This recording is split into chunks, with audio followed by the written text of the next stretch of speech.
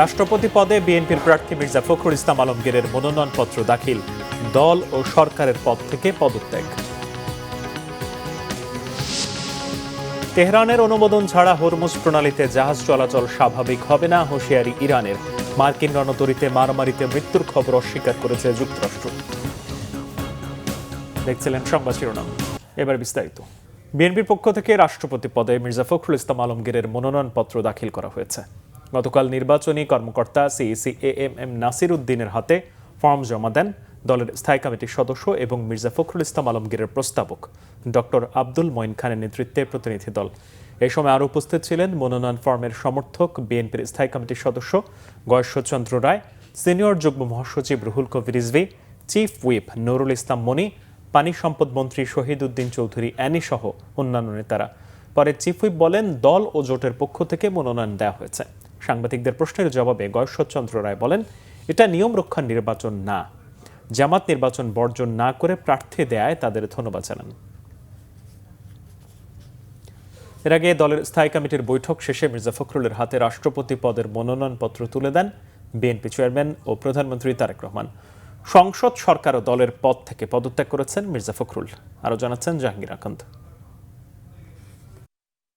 দেশের 23তম রাষ্ট্রপতি হতে যাচ্ছেন এলজিআরডি মন্ত্রী ও বিএনপির মহাসচিবের পদ থেকে সদ্য পদত্যাগ করা মির্জা ফখরুল ইসলাম আলমগীর।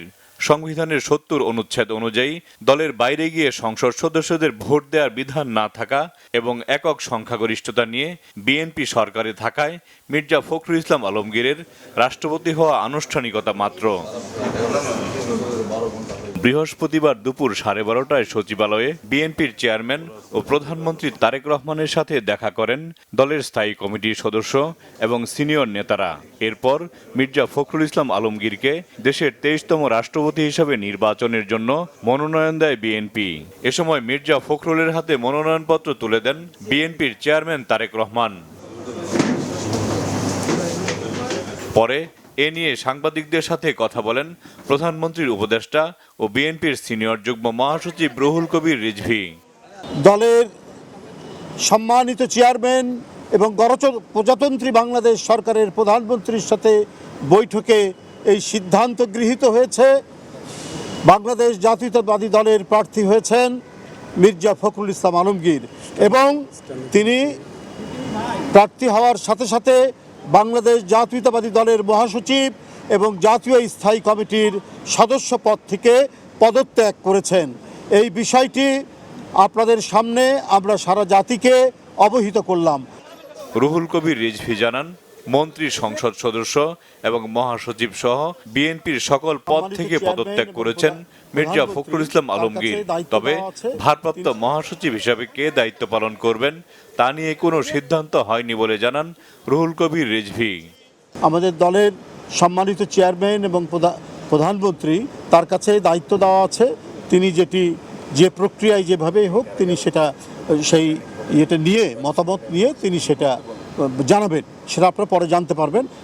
মির্জা ফখরুল ইসলাম আলমগীরের রাষ্ট্রপতি পদে নির্বাচনের জন্য মনোনয়নপত্রের প্রস্তাবক হয়েছেন বিএনপির স্থায়ী কমিটির সদস্য ডক্টর আব্দুল মঈন খান এবং সমর্থক হয়েছেন গয়েশ্বরচন্দ্র রায়।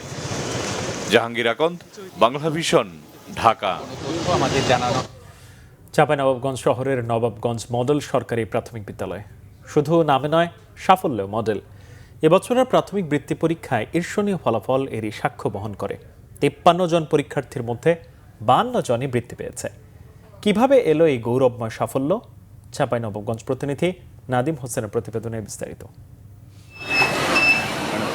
একটি বিদ্যালয়ের 53 জন পরীক্ষার্থীর মধ্যে 52 জনের বৃত্তি অর্জন, এ যেন সাফল্যের এক উজ্জ্বল দৃষ্টান্ত। গৌরবময় এই কৃতিত্ব চাঁপাইনবাবগঞ্জ শহরের নবাবগঞ্জ মডেল সরকারি প্রাথমিক বিদ্যালয়ের। এবারের বৃত্তি পরীক্ষায় জেলার সেরা ফলাফল করেছে এ বিদ্যালয়টি। বৃত্তিপ্রাপ্তদের মধ্যে 40 জন ট্যালেন্টফুল এবং 12 জন সাধারণ গ্রেডে স্থান পেয়েছে।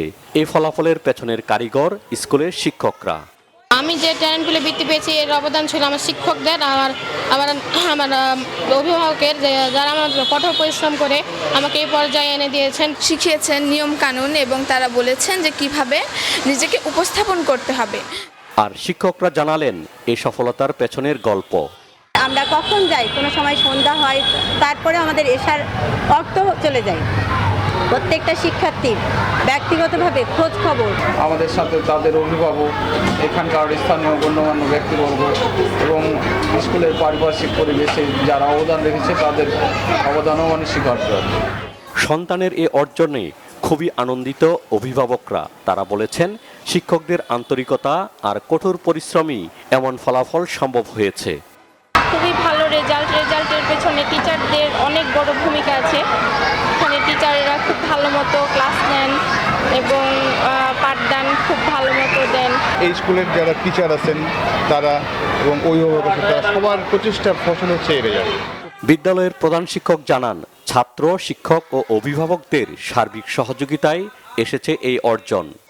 শিক্ষার্থী প্লাস অভিভাবক যথাসময়ে উপস্থিতি, পাঠদান, সেই খাতা মূল্যায়ন, ত্রুটিগুলো তাদের ধরে দেওয়া, অতিরিক্ত ক্লাসের ব্যবস্থা করা, মডেল টেস্টের ব্যবস্থা নেওয়া, অফ আওয়ারেও ক্লাস নিয়েছি, আমরা ছুটিকালীন টাইমেও তাদের ক্লাস নিয়েছি।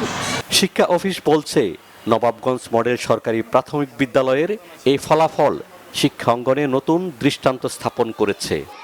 145 জন শিক্ষার্থী 40% অংশগ্রহণ করে 53 জনের মধ্যে 52 জন বৃত্তি পেয়েছেন। আসলে এর পুরোটাই কৃতিত্ব হচ্ছে অভিভাবকদের এবং আমার শিক্ষকদের। একটি বিদ্যালয়ের এই অসাধারণ অর্জন শুধু একটি ফলাফল নয়, এটি মানসম্মত শিক্ষা, শিক্ষকদের আন্তরিকতা এবং অভিভাবকদের সচেতন অংশগ্রহণের উজ্জ্বল দৃষ্টান্ত বলে মনে করছেন সবাই। Bangla vision news desk. আন্তর্জাতিক প্রসঙ্গ। তেহরানের অনুমোদন ছাড়া হরমুজ প্রণালীতে জাহাজ চলাচল স্বাভাবিক হবে না বলে হুঁশিয়ার করেছে ইরান। ওই অঞ্চলে অনির্দিষ্টকাল নৌ অবরোধের হুমকি দিয়েছে যুক্তরাষ্ট্র। বিশ্বে জ্বালানি সরবরাহের গুরুত্বপূর্ণ জলপথ হরমুজ প্রণালীর নিয়ন্ত্রণ নিয়ে আমেরিকার প্রেসিডেন্ট ডোনাল্ড ট্রাম্পের একতরফা দাবির প্রেক্ষিতে হুঁশিয়ার করেছে তেহরান। ইরানের যুদ্ধকালীন কমান্ড হেডকোয়ার্টার খাতাম আল আম্বিয়া থেকে বলা হয়েছে, হরমুজের দখল প্রসঙ্গে নিয়মিত অসত্য বক্তব্য দিয়ে মার্কিন বাহিনীর হতাশা আর অসহায়ত্ব প্রকাশ করছেন ডোনাল্ড ট্রাম্প। তেহরানকে শায়েস্তা করতে ইরানের বন্দর ঘিরে মার্কিন নৌবাহিনীর নৌ অবরোধ প্রয়োজনে অনির্দিষ্টকাল বহাল থাকতে পারে বলে জানিয়েছেন যুক্তরাষ্ট্রের প্রতিরক্ষা মন্ত্রী পিট হেগসেথ। এদিকে মার্কিন রণতরী ইউএসএস আব্রাহাম লিঙ্কনে একাধিক মৃত্যুর ঘটনাকে অসত্য দাবি করে সামাজিক মাধ্যম এক্স হ্যান্ডেলে ব্যাখ্যা দিয়েছে মার্কিন সামরিক বাহিনীর সেন্ট্রাল কমান্ড সেন্টকম। বিভিন্ন গণমাধ্যম দাবি করছে ওই মারামারিতে প্রাণ গেছে অন্তত 7 জন নাবিকের। এই ছিল এখনকার মতো। পরের সংবাদ সকাল 11টায় দেখার আমন্ত্রণ রইল। এতক্ষণ সাথে থাকার ধন্যবাদ।